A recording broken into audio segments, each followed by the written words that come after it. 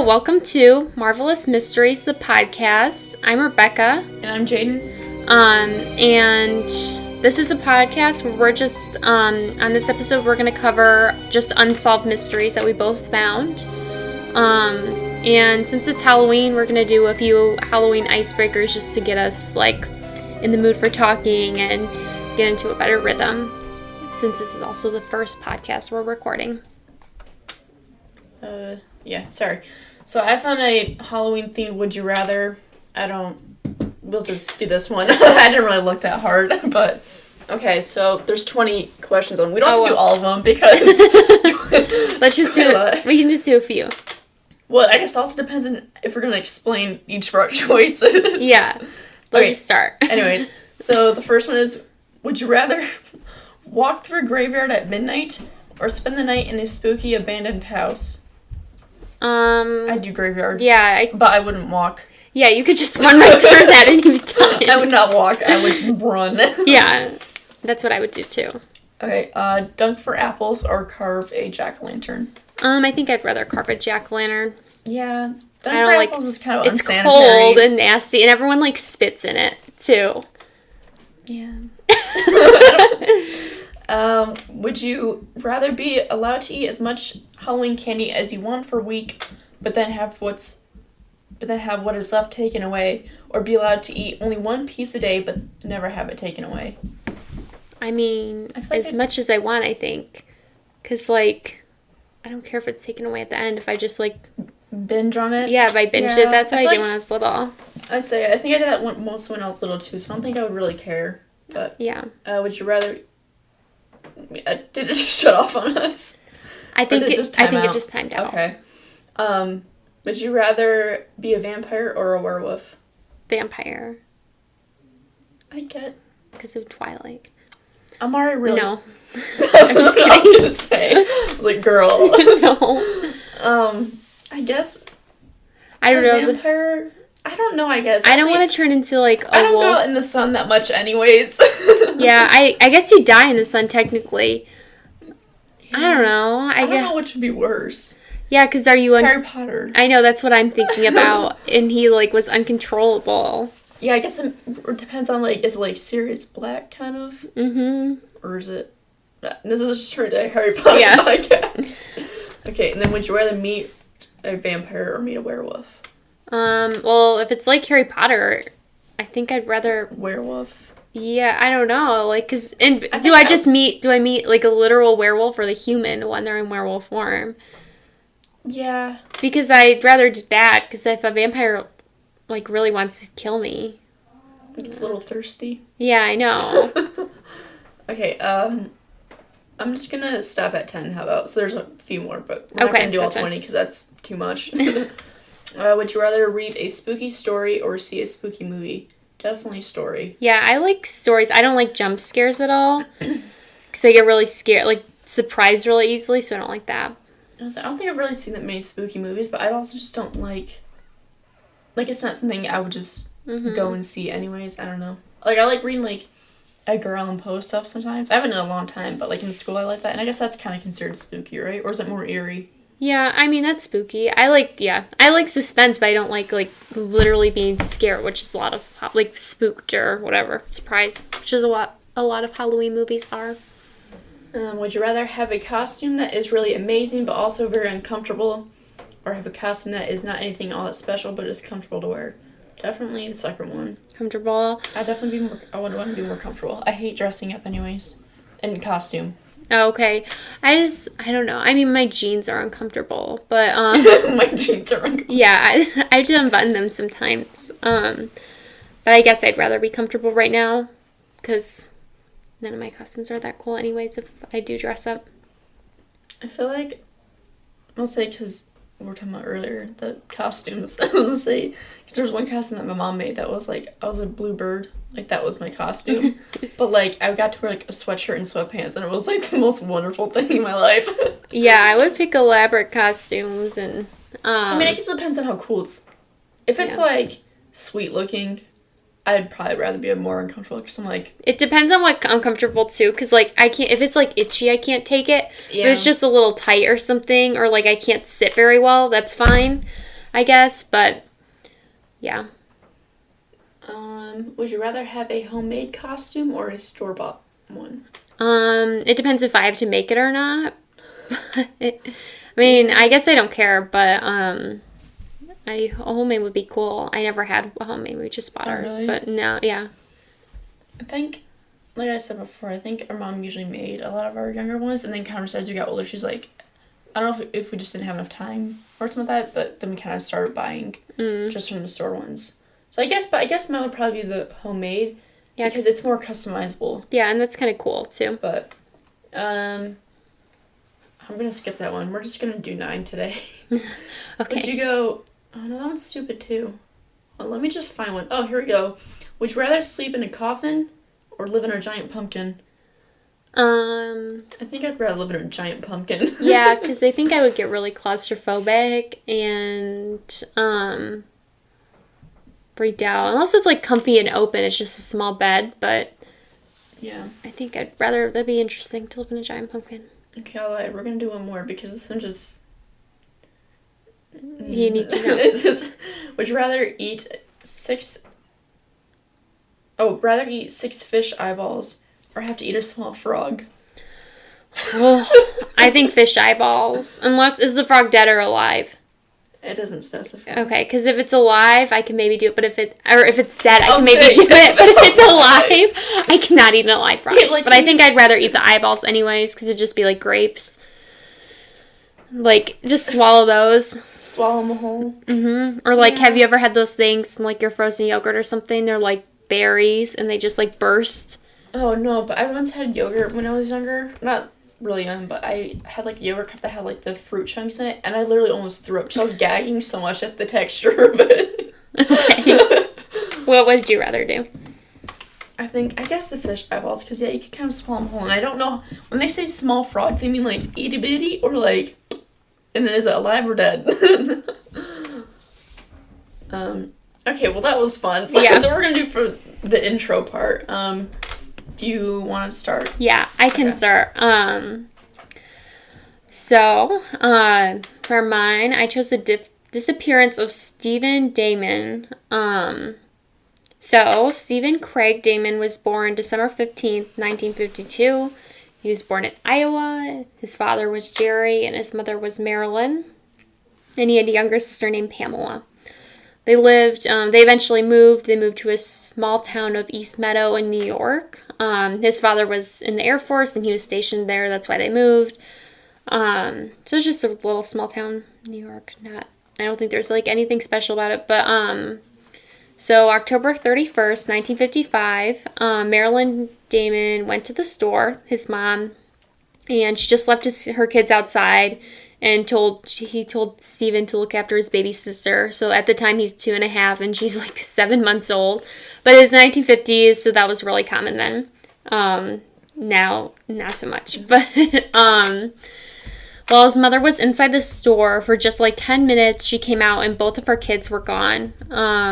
His sister was found a few blocks down the street, totally unharmed, but Stephen was nowhere to be found. Marilyn called the police, and eventually, like when they came, more than 5,000 people, both police officers and citizens, turned up looking for Stephen, but they couldn't find him. So at first, they thought that he was kidnapped by a mother whose child had died, and she was looking to replace her child, which is kind of specific. That must have been, I mean, I'm sure it's common now even. But they must have dealt with it before, but like common enough that it's a thing for them to say, say that though. But they looked at lists of children who had recently died, and their moms, as well as like sex deviants. That's in quotes because that's what they said at the time in the area. But neither of those avenues ever went anywhere. At 6:30 p.m. on November 1st, which was 28 hours after the search began, they called off the search and pronounced it as a kidnapping. So I'm guessing that just means that they're looking into other other avenues rather than just like he's somewhere around. Mm-hmm. So about a month later, the Damman family received ransom notes demanding money in exchange for Stephen. They first asked for $3,000. Then they wrote 2 more letters asking for $10,000 and $14,000. The family did everything they could to try to get it, to get the money, but Jerry Damman, the dad, thought it was a hoax at the start. They received several letters that were similar in nature, but they never led to anything. And those initial notes ended up being college students that were just like kind of playing a prank on them. And then any other things they received that didn't lead to anywhere. So the family like made pleas to the kidnappers in the media and stuff, asking to make sure he had his vitamins and medicine, because he was anemic too. So yeah, so they never found him. There have been like several sightings reported just around for boys that just looked like him or whatever, but none of them have ever led anywhere. So the biggest lead that they found was in February of 1957, which was a boy's body was wrapped in a blanket found in the woods in Philadelphia. It was in a cardboard box. His hair was recently cut after death, possibly, because there's a bunch of hair all over the body. And there are signs of malnourishment. And there are several scars on the boy. They discovered it because this young man was laying muskrat traps, but he didn't call the police because he thought they would confiscate his traps. So he didn't report it. A few days later, a college student spotted a rabbit running into the underbush. Knowing there are animal traps there, he stopped his car to investigate and discovered the body. And apparently he was also reluctant to have contact with the police, but then reported the body the next day. So it was like several days before that was discovering. But it was not the boy. They were pretty sure it wasn't him because Stephen had a healed arm fracture that he'd received earlier, and the body of the boy did not have it. Their footprints also didn't match. And then in 2003, they did DNA testing, and Stephen was not the boy in the box, but yeah, so he's not the boy, and then no one's ever found the identity of him either. But in 2009, a man named John Barnes, is from Kalkaska, Michigan. He suspected he was Stephen Damman for some reason. It kind of said he was just like the black sheep of this family, and even though he had birth certificates and stuff from his dad, he just for some reason thought he was him. But eventually they did DNA testing, and they found that there's no match. So he's just some guy, like he wasn't related at all to the sister or anything. Mm-hmm. So basically there are several like different theories that could be what happened to him. So the first one is that he just like wandered off because he was 2.5 years old. And some people think maybe he was just like pushing her somewhere and he got distracted and just left. That maybe since he was so young, he just like fell into a manhole or went in front of a car and no one like reported it because they didn't want to be charged with anything, or he ended up in a pond or well or something. People think, though, the reason they think maybe it's not this is because like, why has his body never been found? If he fell into a well, or something like that, that's really likely. And then a big question of it is like, could he have even pushed a stroller as a 2-year-old? Because some of those, I think they're thinking like the old and big, like the prim or whatever. This was 1950s. Yeah, so like I'm guessing like those really, like the more like. Yeah, arched ones. Yeah, so like now it might be a little easier, but he could have pushed it anyways. And then it was also like 300 feet, so like he maybe could have pushed it a few feet, but like 300 feet is a pretty large distance for a kid to push a stroller.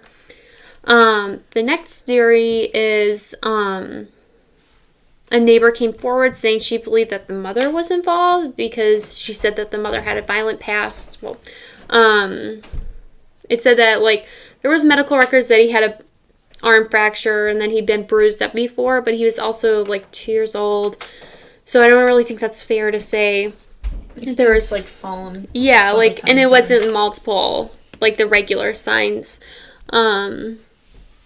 So the neighbor said that Stephen screamed and cried all the time, and his mom made him wash his own diapers. And she also alleged physical abuse. Her husband reported all this to the police, but the police just said to mind his own business, because kind of just sounds like she was just like, oh, he screamed and cried all the time, but he was like a 2-year-old, so he just was like a regular 2-year-old, and she didn't like kids, or she didn't like approve of the way that the mother did things. They thought, like, they went to his house, apparently they said they smelled something, and they put in a parkway in their house a while after his disappearance, so they think he was buried under there, but I don't know, that doesn't seem likely. Some people think she like orchestrated it, like for like someone to have someone kidnap him, but I don't know. That doesn't seem super likely to me, but and then the last like bigger theory is that like people speculate that it was related to Peter Weinberger. So he was just a month old though when he was kidnapped from his home 5 miles away in Westbury, New York, which is 5 miles from East Meadow, on July 4th. Of 1956. His mother put him in a carriage on the front porch, went inside while he slept. She came out a few minutes later, found him gone, and a ransom note in his place. But on August 23rd, they found the truck driver was arrested for the crime.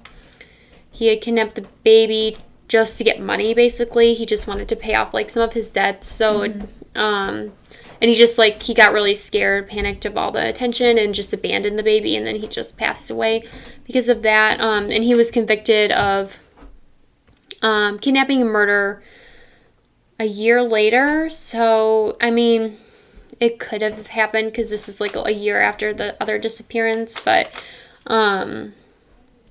it's not, like, they live kind of close, and, like, they're both disappeared on a holiday.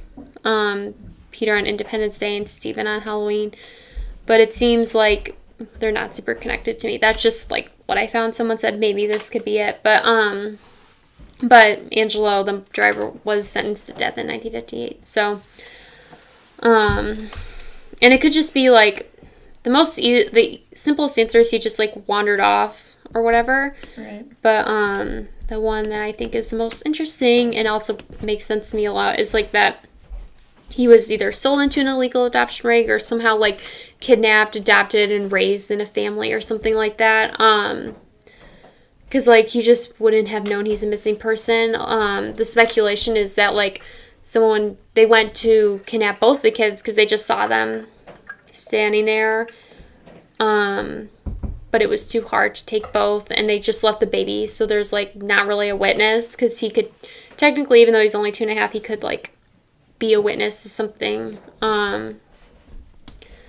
or they just like preferred him or whatever, and that makes sense. That would probably be why they never found anything, because I feel like if he just wandered off, it'd be really easy to find him, unless he did like fall into a well, because he wasn't like tried to be hidden. So I kind of just think he's like kidnapped and raised as someone else's child, and he has no idea of his own identity. And he's just out there somewhere. So, and he's never been found. There's been no big leads on it. So it's just kind of like he's disappeared. So, and that's it. That's Stephen Damman. Stephen Craig Damman.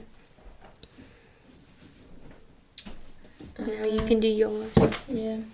Also, I'm sorry if you guys can hear thudding in the background. We're doing this in the basement, and so there's people walking up on the top floor and, like, moving things. Okay, so the case that I found, it's called the disappearance of the Sodder Children. So this happened on Christmas Eve in 1945. So on December 24th, the Sodder home caught fire. They lived in Fayetteville, West Virginia. The owners, George and Jeannie Sodder, lived there with 9 of their 10 children. One of their 10 was off serving the war at the time, so there was only 9 in the house. The house caught fire. George and Jeannie and 4 of their 9 children escaped, but the other 5 didn't make it out.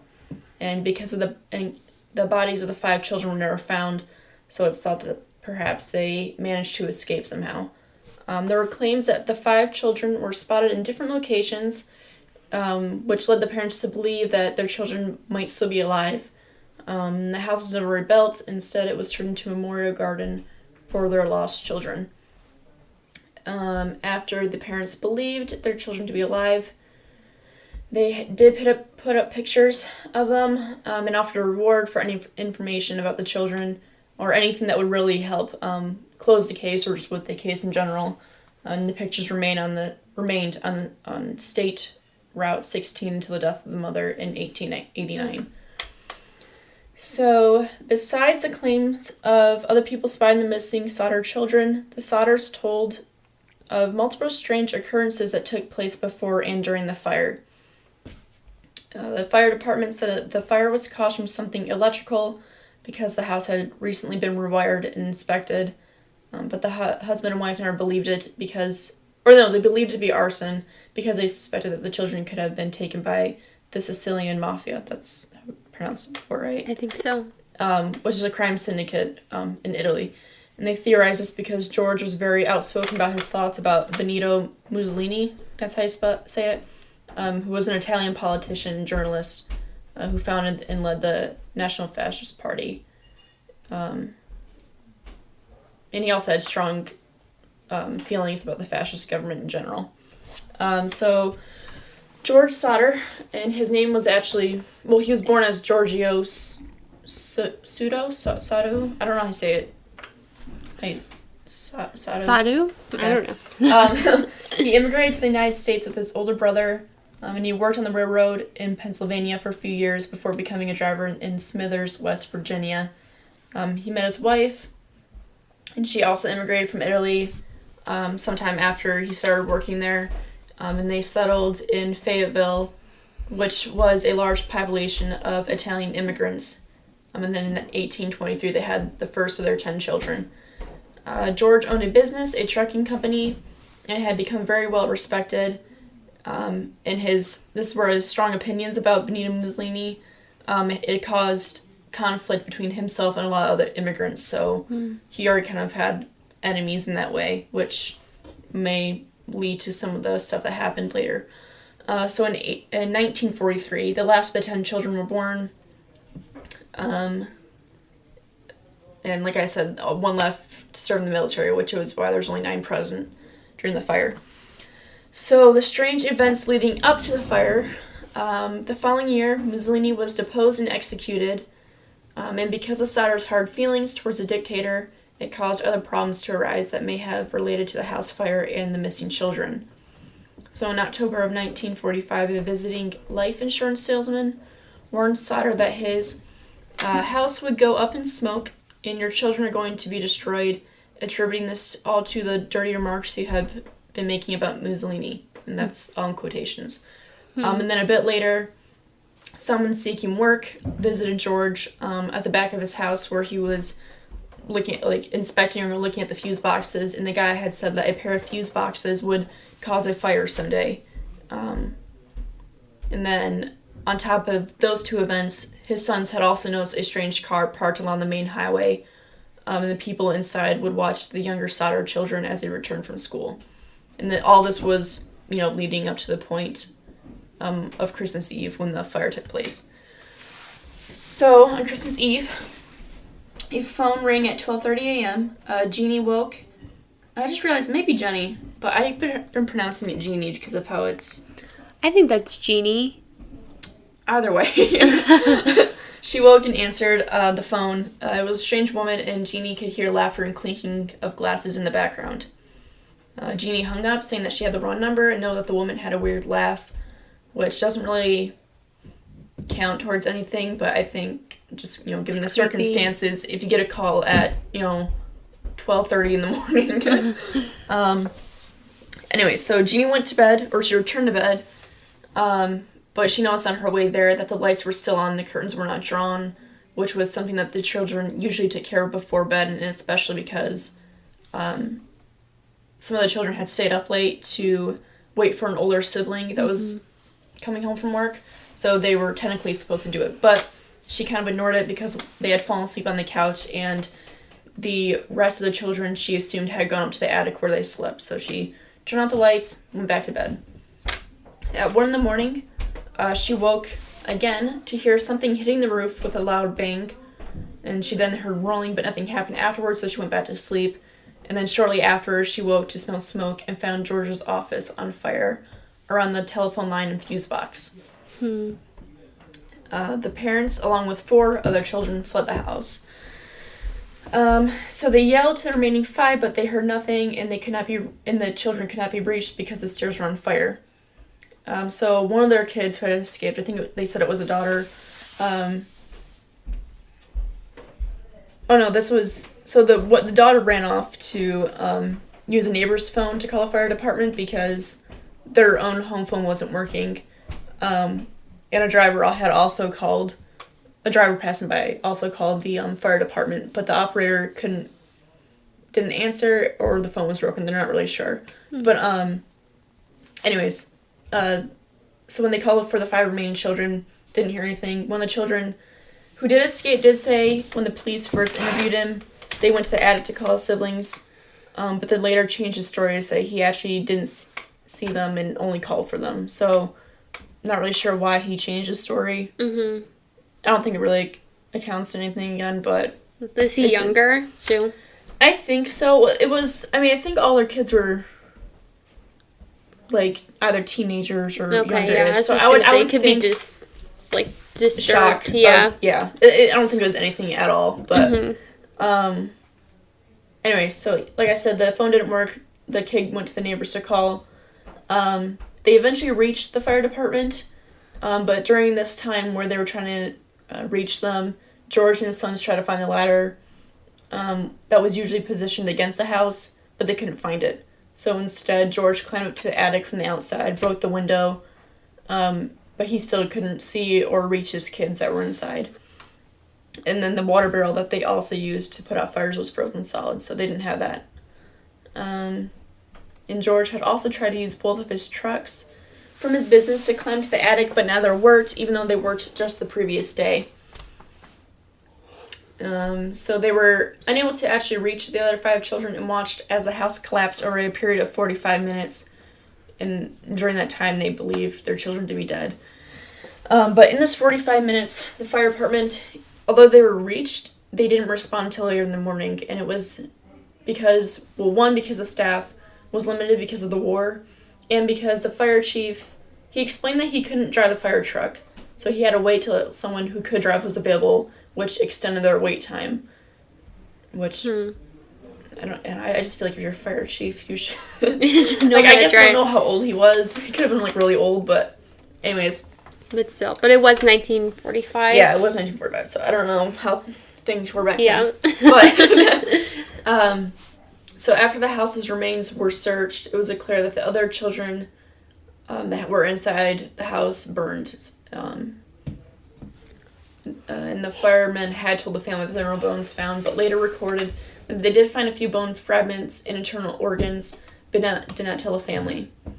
But it was also noticed that the firemen's search was hasty, which I actually just remembered something that I didn't put in my notes. There was something that was saying, like, so the firemen who they mainly talked about, his name started with an M, I think. I don't remember the name of it right now.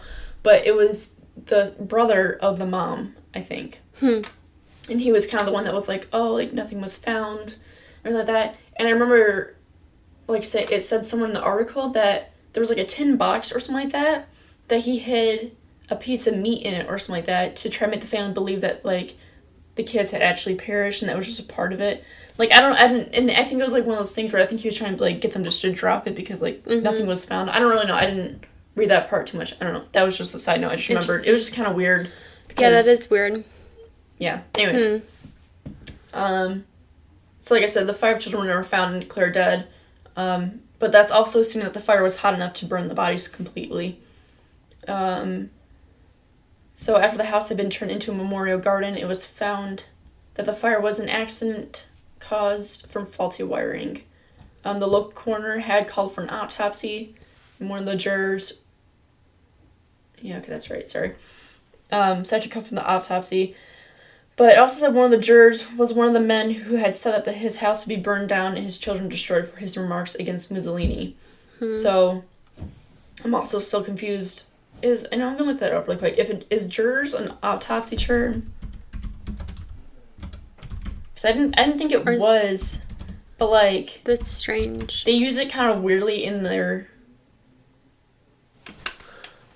The coroner's jury is a body convent to assist. Oh, I think it might be assistant maybe. Oh, okay. I think it might be an assistant to the coroner, unless I'm wrong. Okay, that makes a lot more sense. Yeah. I was trying to I got you. Yeah. Anyways, so his assistant, I guess, was one of the men that threatened George before the fire. So the aftermath after the fire, after the rebuilding of their lives, the family did start to question the evidence leading up to the fire. The power technically should have gone out because they kept their Christmas lights on, canceling out the probability of faulty wiring. Just because, if you have a lot of Christmas lights on, like, you would think that they would have some type of power outage or something. And their house was just recently rewired and inspected and said it was perfectly fine. They found their missing ladder at the bottom of an embankment 75 feet away. Obviously, you don't know how it got there. A telephone repairman told the Sodder family that the phone line was not ruined from the fire, but cut by someone who was able to climb 14 feet up the pole and reach 2 feet out to the wiring. And there was a man identified by the neighbors who had stolen a block and tackle from the property, and he was arrested. The man confessed to the theft and said that he was the one who cut the phone line, but he thought it was the power line. But he also denied to being the cause of the fire. I'm also still confused why he was trying to cut the power line. Right. But it said the suspect was never on record. So the guy that they arrested, they was never actually on record. So it's kind of impossible to declare whether or not he actually existed or if he was actually at fault because they didn't have any written claim or whatever. And yeah, there was no solid explanation as to why he was trying to cut the utility lines. Jeannie was also skeptical to the fact that none of the children's remains were found when appliances were still recognizable and intact. And she had used a similar story of another family who had perished in a fire and kind of like cross-referenced it with their own. And in that instance, the family's bodies were found, or the remains were found. So there should have been something left behind. And she had even tried an experiment where she burned a pile of animal bones to see if they would be consumed by the fire, but they weren't. And then, like, a little fact that I found in quotations was that an employee of a local crematorium she contacted told her that the human bones remain even after bodies are burned at 2,000 degrees Fahrenheit and 1,090 degrees Celsius for 2 hours, far longer and hotter than the house fire could have been. So, there should have been something, technically. Which kind of makes them think that maybe they escaped or something. And then their trucks, they believe their trucks could have been tampered with, but one of George's son-in-laws did say that perhaps they flooded the engines while they tried to start the trucks too fast. So they're not really sure if that was actually tampered with or not. And then there was a call from the random woman, which the police officers did find her. They tracked her down and found her, but she confirmed that she had dialed the wrong number, so that was also a dead end. It was also thought that the object that had hit the roof was a pineapple bomb, which is like, I think it's just a different term used for a type of explosive in the war. And it said that it was hidden in a snowball or something of the like when someone was throwing it at the house. Because when the snow melted or the ice melted around it, it was found, I think it said Jeannie found it in a brush nearby, and it was a bomb or whatever, but, so that's what they're thinking could have hit the roof. And the throwing of the snowball was observed by a driver. But that also had led the parents to believe that the fire started on the roof and not inside, just because if something was being thrown at the house, because also, I don't know if it said if the bomb actually went off. Maybe it did, and that's why they thought it started from the roof. Sorry, I'm reading.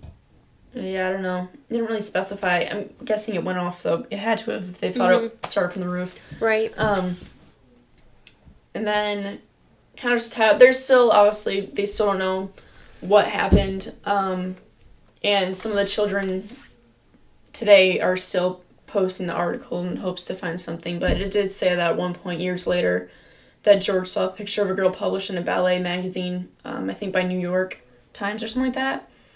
That's not the correct name of it. But anyways, he saw a picture of a girl in a ballet uniform, and it looked a lot like one of his missing daughters. So he drove all the way there and demanded to see her, but the parents refused to let him see her for very obvious reasons.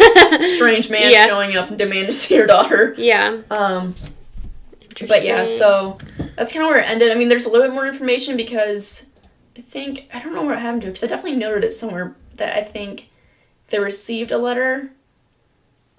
Like a ransom? Yeah, it said another letter they received. So there was a letter received in 1967, it looks like.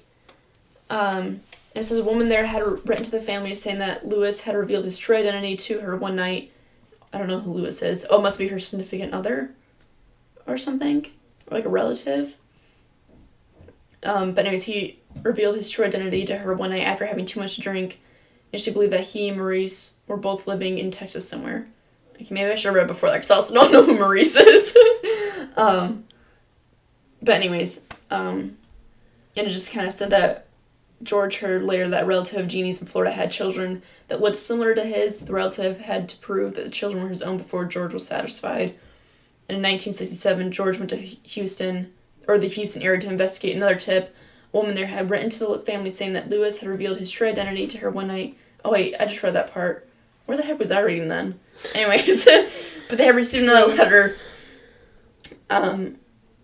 later that year that brought the Sodders, or that made the Sodders believe was the most credible evidence that at least Lewis was still alive. Oh, Lewis was the name of the son.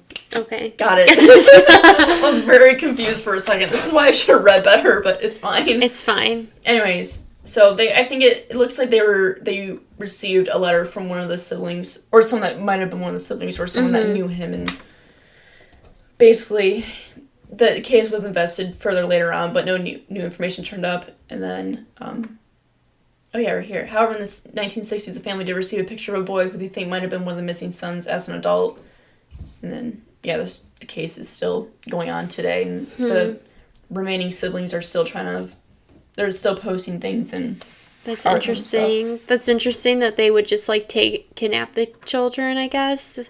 Yeah, and not demand anything instead of just kill them. But I guess technically it could just be unfortunate situations, but...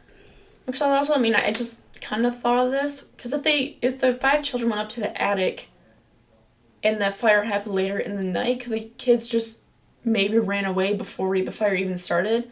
Ooh, what if they were the ones that started the fire? The little kids. I don't know how old they were, but I think it was the 5 youngest, it sounds like. Yeah, so, like, interesting. Maybe. But yeah. I don't know. Huh. Yeah, it's interesting, though. Yeah, that is interesting. I definitely should have read better, though, because I'm like... I mean, it's fine. But, yeah. Did you had a third one, right? Oh, or a second one, I mean. I think